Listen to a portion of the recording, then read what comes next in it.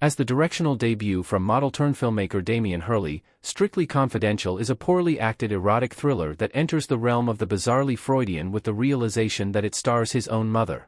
A lifeless story of a young woman drawn into a world of conspiracy, lies, and hidden secrets. Strictly Confidential feels like its script was generated by AI. The actors were reading off a teleprompter, and when they weren't sure what their lines were, they decided to kiss each other. Thankfully, at just 21 years old, Hurley, who also wrote the screenplay, has plenty of time to improve.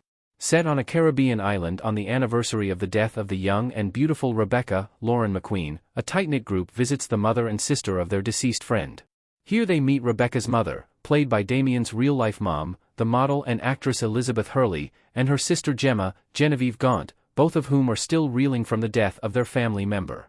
At the center of it all is Rebecca's best friend, the clueless Mia, Georgia Locke, who painfully uncovers the layers of secrets and deception behind Rebecca's final days.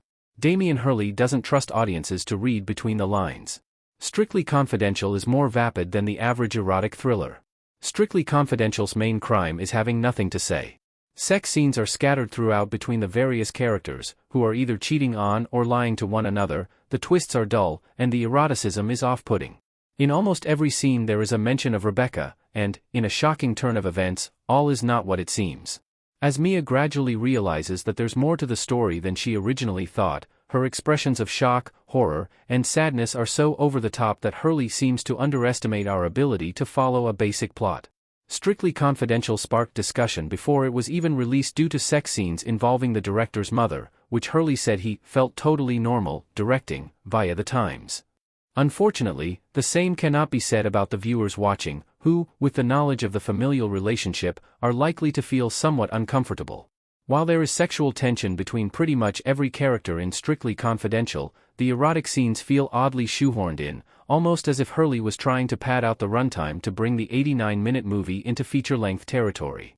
Technically, Strictly Confidential looks just fine, although it often feels more like a made-for-TV movie than a theatrical feature film.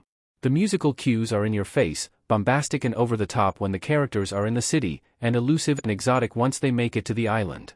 Narratively, there is a lot that does not add up and, although the characters are supposed to be deeply connected, it often seems like they haven't spoken for the last year. Once the big twist is revealed, all logic well and truly goes out the window.